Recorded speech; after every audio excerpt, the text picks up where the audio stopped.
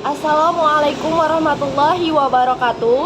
Nama saya Yulija Sintia. Saya mahasiswi UINSU Tadris IPS 2 dengan NIM 0309192049. Di sini saya bermaksud ingin menjelaskan mengenai paradigma filosofis penelitian kualitatif.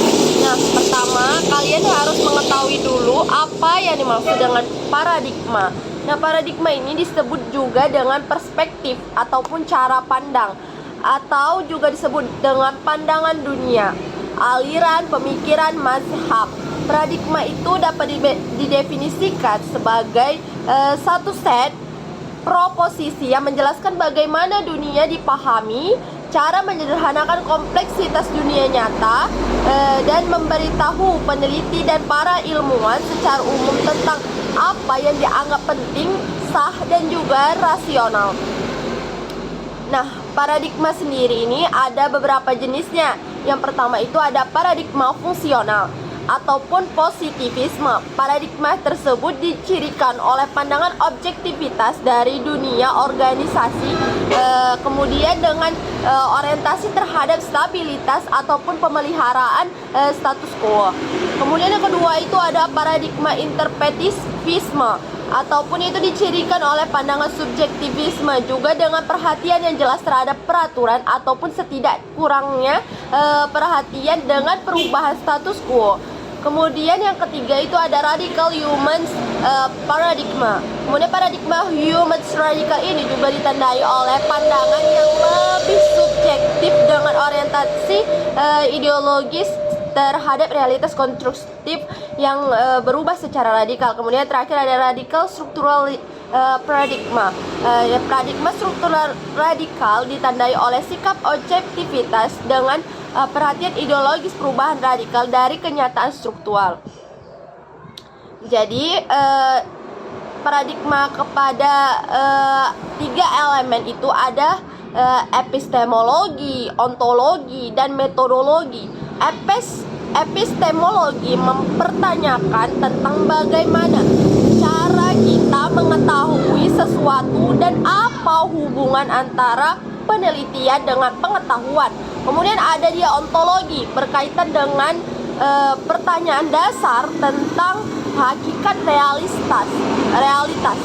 Kemudian ada metodologi, memfokuskan pada bagaimana cara kita memperoleh pengetahuan. Dari definisi tersebut dan muatan paradigma ini, kemudian Zamron mengungkapkan tentang posisi paradigma sebagai alat bantu bagi ilmuwan untuk merumuskan berbagai hal yang berkaitan dengan apa yang harus dipelajari, kemudian persoalan-persoalan yang harus dijawab, kemudian ada bagaimana metode untuk menjawabnya, dan juga aturan-aturan apa yang harus diikuti dalam mengimplementasikan informasi yang diperoleh.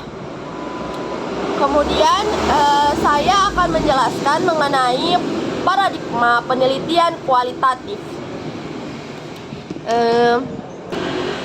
Adalah satu mode penelitian humanistik yang merupakan manusia sebagai subjek utama dalam peristiwa sosial ataupun budaya. Nah, jenis penelitian ini dikembangkan oleh Max Weber ke dalam sosiologi. Jenis penelitian ini kan dikembangkannya, kemudian sifat humanis dari aliran individu dan gejala sosial. Dalam pandangan Weber, tingkah laku manusia yang tampak merupakan konsekuensi dari sejumlah pandangan ataupun doktrin yang hidup di kepala manusia pelakunya. Jadi ada sejumlah pengertian, batasan-batasan ataupun kompleksitas makna yang hidup di kepala manusia pelaku yang membentuk tingkah laku yang terekspresi secara eksplisit. Jadi kita ketahui dalam perkembangannya belakangan ini, nampaknya istilah penelitian kualitatif ini telah menjadi istilah yang dominan dan baku, meskipun mengacu pada istilah yang berbeda dengan pemberian karakteristik yang berbeda pula. Namun bila dikaji lebih jauh, semua itu lebih bersifat saling melengkapi atau memperluas dalam suatu bingkai metodologi penelitian kualitatif.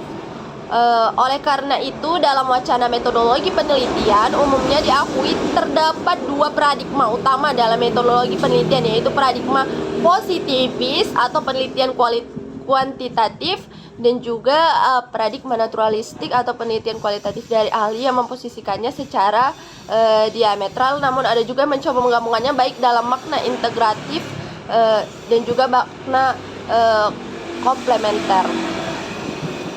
Kemudian dengan adanya pemahaman tentang paradigma tersebut, kita bisa mengetahui bahwasanya paradigma ini harus kita pelajari dan juga kita pahami betul-betul. Nah, kita ketahui bahwa paradigma kualitatif itu cenderung menggunakan metode kualitatif, baik dalam pengumpulan maupun dalam proses analisisnya.